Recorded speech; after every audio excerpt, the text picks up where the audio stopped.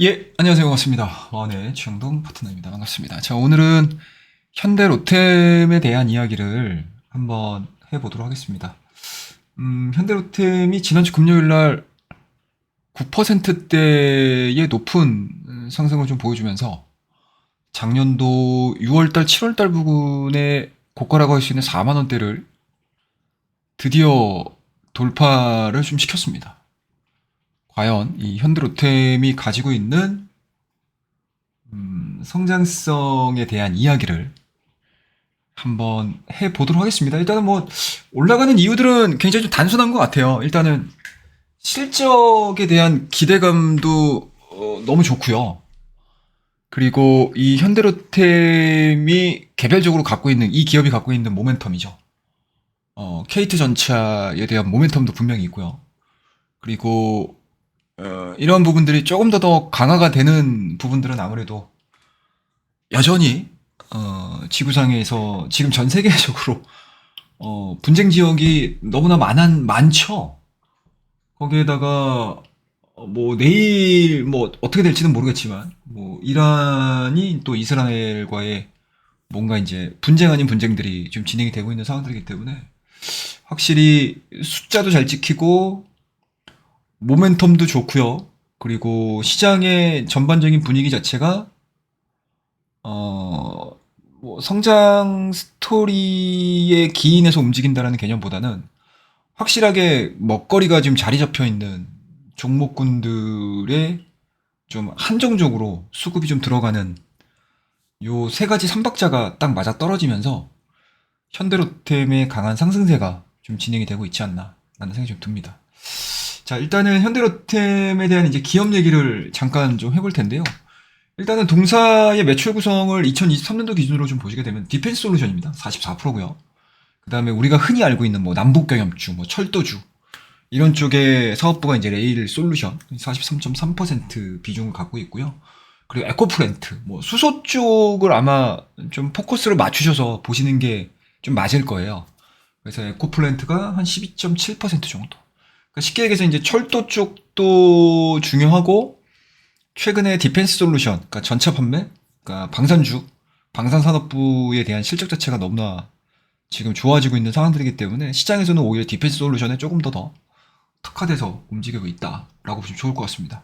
거기에다가 또 만년적자라고 할 수 있었던 이 레일 솔루션, 철도 부분이죠. 이 부분들도 마찬가지로 대규모 수주를 통해 가지고 뭔가 수익성에 있어서 조금 좀 개선되는 모습들을 좀 보여주고 있는 상황들이기 때문에 일단은 전 사업 부분이 지금 골고루 시장에서 좋은 평가를 얻고 있다라고 보도 좋을 것 같아요. 자, 현재까지 지금 현대로템이 보여주고 있는 실적에 대한 그림들을 좀 보시게 되면 극단적으로 많이 증가가 되고 있죠. 2조 4천, 2018년도 2조 4천, 2020년도까지만 하더라도 사실은 2조 한 7천 정도 매출액 부분들이 좀 나오면서 이때서부터 이제 영업이익이 증가가 된 것 같아요. 그리고 2021년, 2000, 그러니까 작년도죠. 2023년도에 3조 5천의 매출액과 영업이익을 한 2,100억 정도 달성을 함으로써 뭐 영업이익도 너무나 좋아지고 있고 EPS도 너무 좋아지고 있고요. 퍼도 적정 수준의 PER을 좀 받으면서 주가에 대한 탄력도가 굉장히 좀 강해진 그런 종목이다라고 보시면 좋을 것 같습니다. 그와 더불어서 이제 증권사에서 예상을 하고 있는 뭐 연간 매출액에 대한 영업이익 추이 전망이라든지 이런 부분들을 좀 보시게 되면 이게 2024년서부터 이제 본격적으로 증가하는 그림들을 좀 그려주고 있어요. 보시면 영업이익률 같은 경우에 이제 올해 이제 8.8% 정도 예상을 하고 있습니다. 뭐 이거는 이제 KB증권 추정인데 거의 대부분의 증권사에서의 영업이익률 추정치가 거의 대동소이해요. 거의 대동소이합니다. 그리고 2025년도까지 적정 수준의 성장을 보여준 이후에는 그 이후서부터는 약간 좀 이제 성장에 대한 강도 자체가 좀 약화되는 거죠. 매출액이 증가가 되고요. 여기서부터는 이제 뭐 새롭게 뭐 수출 모멘텀이 좀 나오지 않는다라고 하게 되면 뭐 교체 수요라든지 뭐 흔히 얘기하는 이제 우리가 AS 뭐 이런 부분들 부품 수출이라든지 이런 것들이 좀 이어지겠죠.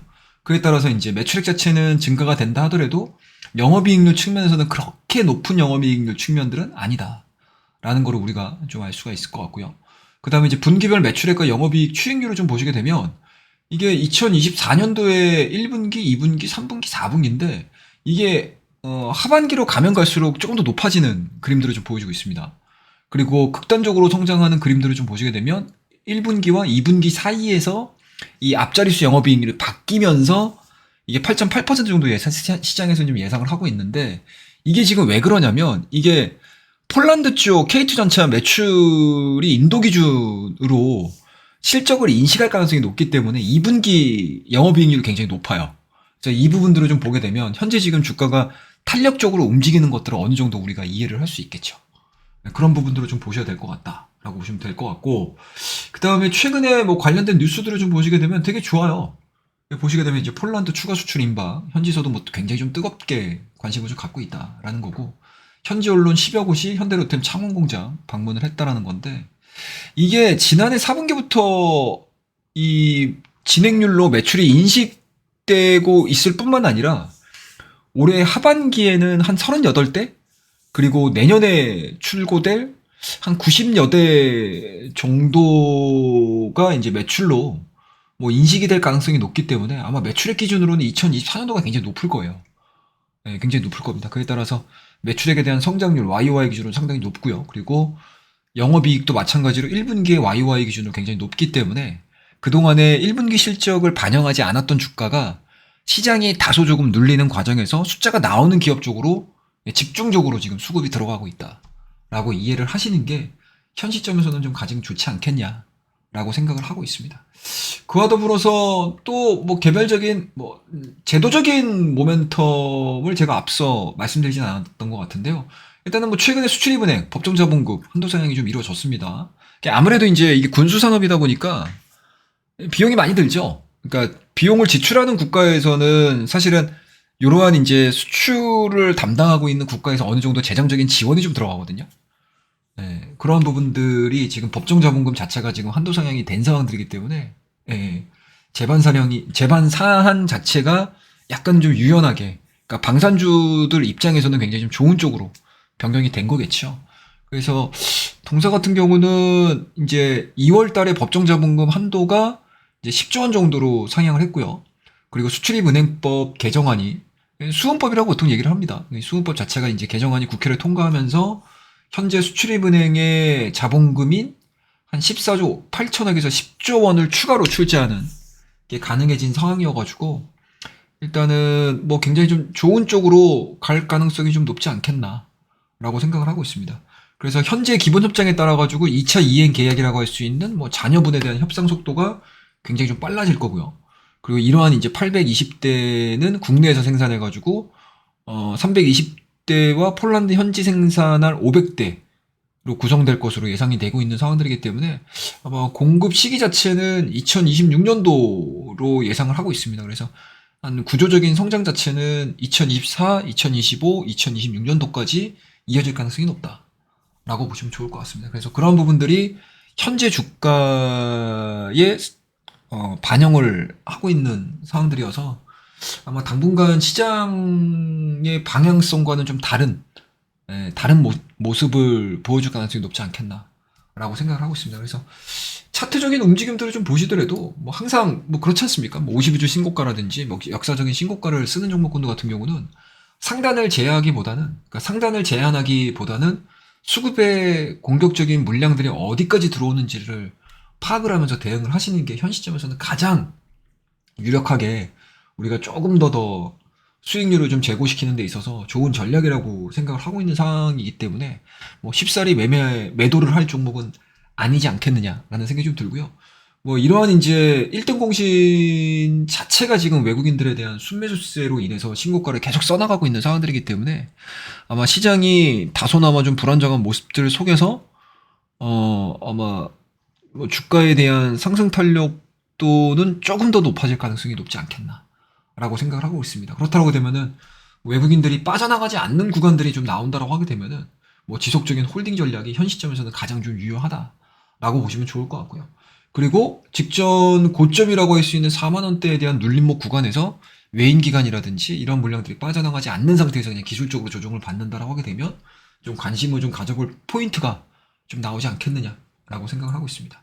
그래서 오늘 정말 전쟁 속에서 정말 사랑이 꽃피듯이 예, 정말 꽃을 피우고 있는 이 기업이죠. 현대로템에 대한 이야기 짤막하게 좀 해드렸고, 투자 포인트 정도도 한 세 가지 정도로 제가 정리를 해서 말씀드렸습니다. 요거 좀 기억을 하셔가지고 시장에서 어떻게 반영을 하는지 좀 지켜보자 라고 말씀드리면서 오늘 현대로템에 대한 이야기 뭐 요 정도에서 마무리를 하고요. 시장이 4월달 들어서 좀 애매하게 진행이 되고 있습니다. 그래서 항상 제가 우리 구독자님들께 말씀드리는 거 계좌 관리 그리고 수익률 관리, 손실 관리 잘 하셔가지고 좀 슬기롭게 조정 구간을 넘기는 한 달 되셨으면 좋겠습니다. 자, 그럼 오늘 이야기는 이 정도에서 마무리를 하고요. 오늘 내용이 괜찮으셨다라고 하게 되면 구독과 좋아요, 알림 설정 꼭 부탁드리고요. 다음 시간에 뵙도록 하겠습니다. 감사합니다.